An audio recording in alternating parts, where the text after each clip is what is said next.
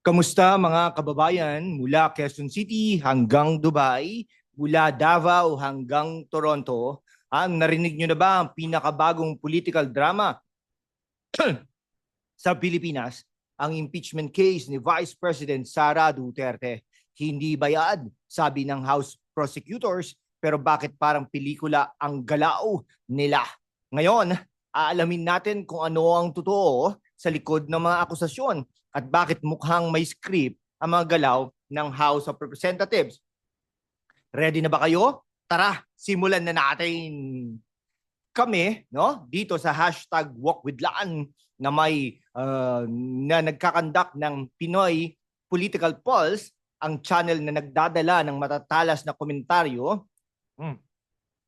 at fact-based analysis para sa kabataan at mga OFW sa buong mundo, mula Saudi Arabia, Singapore hanggang Australia. Ang layunin natin maabot ang 100,000 subscribers. Kaya tulungan niyo po kami para mas marami pang kababayan ang ma-inspire natin na mag-isip ng kritikal tungkol sa politika at lipunan. Kaya i-hit na ang subscribe button, i-like, i-share sa mga kaibigan nyo sa Hong Kong, London o kahit saan pa, at magpadala ng super thanks para suportahan ang aming content. Ngayon pag-uusapan natin ang impeachment case ni VP Sara Duterte. Seryoso ba ang mga aligasyon o political vendetta lang? Isang malalim na pagsusuri ang gagawin natin. May humor, may katotohanan at may kaunting satire para hindi kayo mabore. Pero bago tayo mag-dive let's set the stage. Ang impeachment ay hindi lang tungkol kay VP Sara, ito'y tungkol sa kapangyarihan, politika at kung paano ginagamit ang batas para sa agenda. Kaya buckle up dahil ilang mga minuto ng katotohanan ang hatid natin. Kung gusto nyong malaman ang buong kwento, i-like at i-share na ito sa inyong mga kaibigan sa Cebu, Makati at kahit sa Los Angeles. Mag-comment kayo ng inyong opinion at kung may extra budget, mag-super thanks na rin please para may pagpatuloy natin ang ganitong content. Let's aim for 100,000 subscribers mga kababayan. Ang impeachment ni VP Sara ay isang mainit na issue Noong February 2025, inakusahan siya ng House of Representatives ng graft, corruption at kahit assassination plot laban kay Pangulong Marcos. Hala, parang teleserye Pero si VP Sara sa kanyang 35 pages na sagot, sinabing scrap of paper lang daw ito at labag sa konstitusyon dahil sa one-year bar rule Ang tanong, legit ba ang kaso o political witch hunt?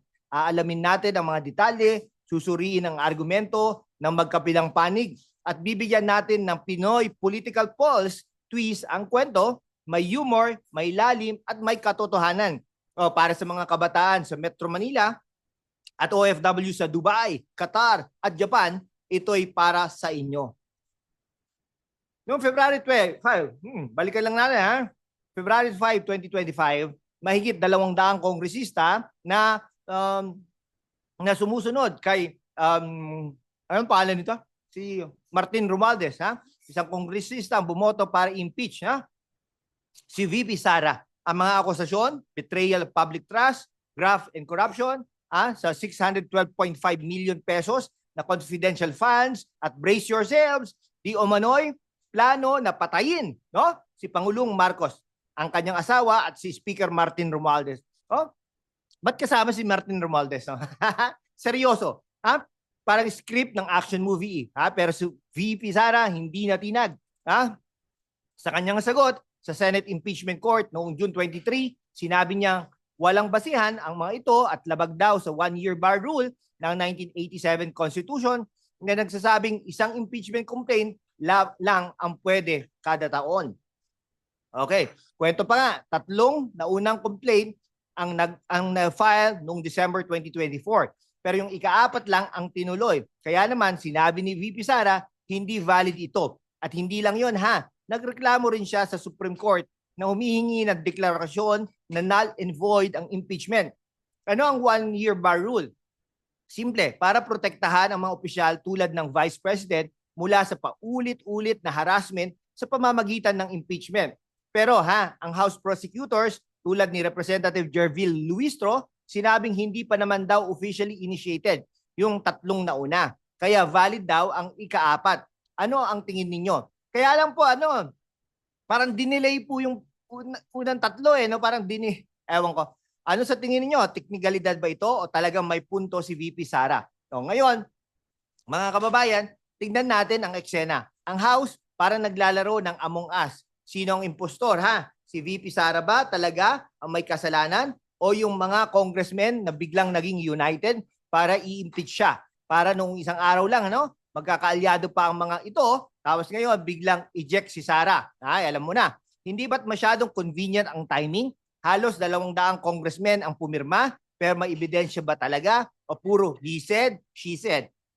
At yung assassination plot na yan, hindi ba parang sobrang Hollywood? Kung totoo yan, dapat may Netflix documentary na tayo ngayon. Pero seryoso, wala pang konkretong ebidensya na inilabas sa publiko.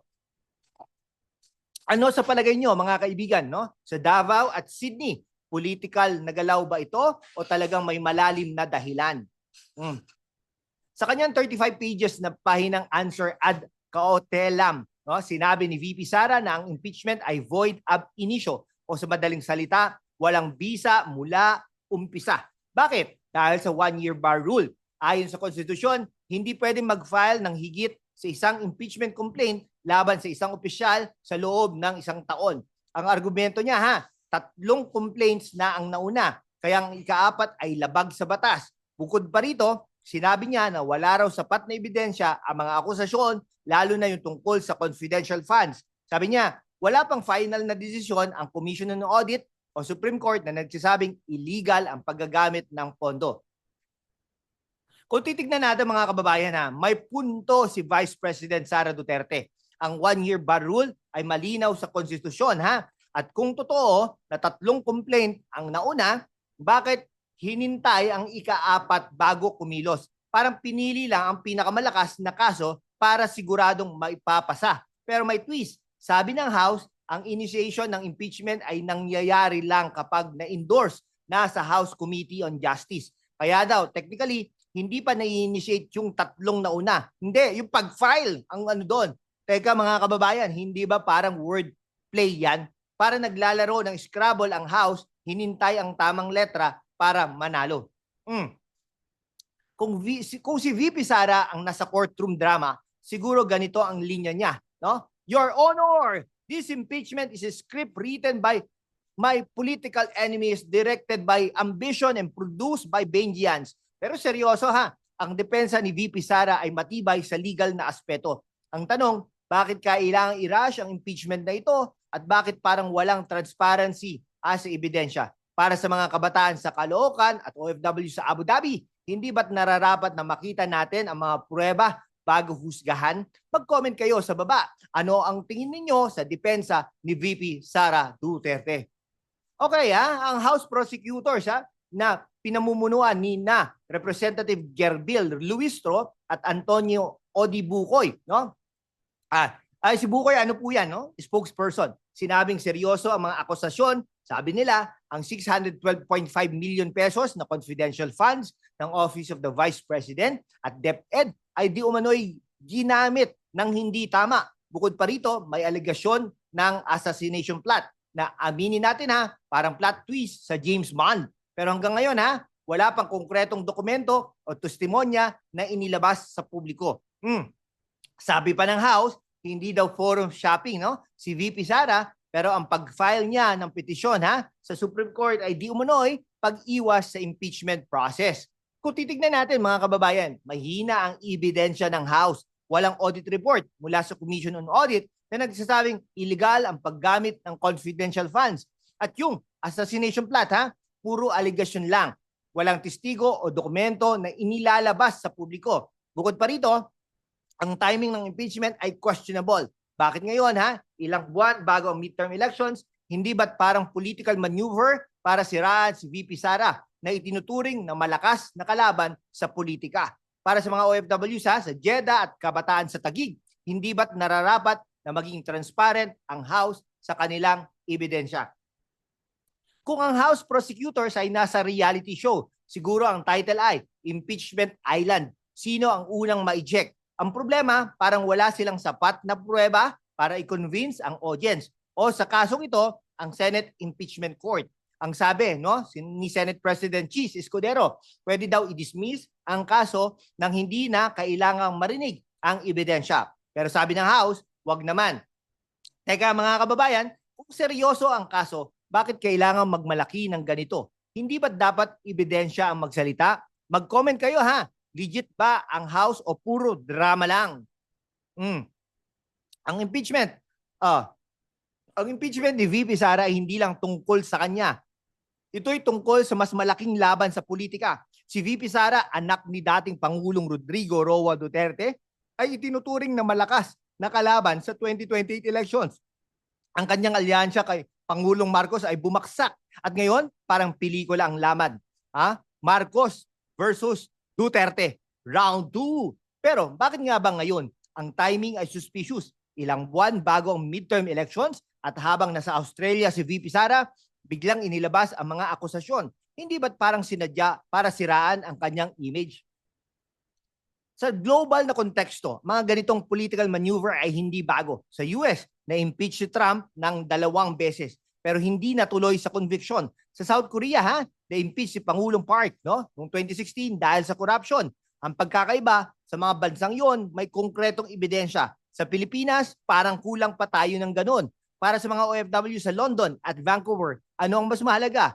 Isang transparent na proseso o isang mabilis na impeachment? Para sa kabataan ng Quezon City, Cebu at Davao, ang impeachment na ito ay mahalaga dahil ito'y tungkol sa inyong kinabukasan. Kung totoo ang mga akusasyon, nararapat na panagutin si VP Sara. Pero kung political vendetta lang, hindi ba't sayang ang oras at pera ng gobyerno? Para naman sa mga OFWs sa Riyadh, Singapore at Sydney, ang isyong ito ay mahalaga dahil ang perang ginagamit sa impeachment ay pera rin ng bayan. Pera nang galing sa inyong pawis. Kaya naman, mahalagang maging critical tayo. Ano ang mas mahalaga? Hustisya o politika? Kung ang impeachment ay isang telenovela, siguro ang title ay Ang Huling Duterte. Pero seryoso, mga kababayan, hindi ba't nakakapagod na ang paulit-ulit na political drama? Sa halip na mag-focus sa impeachment, bakit hindi natin pag-usapan ang tunay na issue? Unemployment, education at healthcare. Para sa mga kabataan sa Iloilo at OFW sa Doha, hindi ba't mas mahalaga ang mga solusyon kaysa sa political noise? Mag-comment kayo sa baba. Ano ang gusto nyong pag-usapan natin sa susunod? Ang Senate Impeachment Court sa pangunguna ni Senate President Cheese Escudero ay nag-remand ng kaso sa House para i-certify ang konstitusyonalidad nito. Pero sinabi rin ni Escudero na pwede daw i-dismiss ang kaso kung may majority vote. Samantala, ang House prosecutors ay handang i-elevate ang kaso sa Supreme Court kung kinakailangan. Pero teka, kung ang Supreme Court ang magdidesisyon, hindi ba't parang inaalis ang kapangyarihan ng Senate bilang impeachment court? Para sa mga kababayan sa Bacolod at Milan, anong mas tama? Senate o Supreme Court ang magdidesisyon? Sa ngayon, naghihintay tayo ng sagot mula sa House prosecutors na may hanggang June 30 para magsumite ng reply. Nakapag-sumite na po sila. Kung walang sapat na ebidensya, posibleng ma-dismiss ang kaso. Pero kung itutuloy ito, magkakaroon ng full-blown trial sa 20th Congress. Ang tanong, kaya ba ni VP Sara ang laban na ito o magiging isa itong political bloodbath tulad ng sinabi niya? Mga kababayan, malinaw ang impeachment ni VP Sara. Hindi lang tungkol sa kanya. Ito'y tungkol sa kapangyarihan, politika at katotohanan. Sa isang banda, may punto si VP Sara. Ang 1-year ban rule ay proteksyon laban sa paulit-ulit na impeachment at wala pang konkretong ebidensya ang House. Sa kabilang banda, sinasabi ng House na seryoso ang mga akusasyon pero kulang pa rin sa transparency. Para sa mga kabataan sa Tagum at OFW sa Singapore, mahalagang maging critical tayo. Huwag tayong magpadala sa political noise. Hanapin natin ang katotohanan. O kung nagustuhan nyo ang aming pagsusuri, i-hit na ang subscribe button at i-share sa inyong mga kaibigan dyan sa Hong Kong, Dubai o kahit saan sa mundo. Mag-comment kayo ng inyong opinion. Team VP Sara ba kayo o Team House Prosecutors? I-like ang video na ito at kung kaya nyo mag-super thanks para suportahan ang aming layunin na maabot ang 100,000 subscribers. Para sa mga kababayan natin sa Riyadh, Sydney at Toronto, ang inyong suportang nagbibigay buhay sa sa channel na ito. #WalkWithLan. Let's keep the conversation going. Ang politika, no, mga kababayan, sa Pilipinas ay parang roller coaster. May thrill, may takot, pero kailangan manatiling matatag para sa mga kabataan at OFWs. Kayo ang pag-asa ng bayan. Gamitin ang inyong boses, magtanong at maging kritikal. Salamat sa panonood at hanggang sa susunod na episode ng #WalkWithLan Pinoy Political Pulse. Magkita-kita ulit tayo mula Quezon City hanggang New York. Stay critical, stay informed at mag-iingat kayo lagi. Paalam, bayan!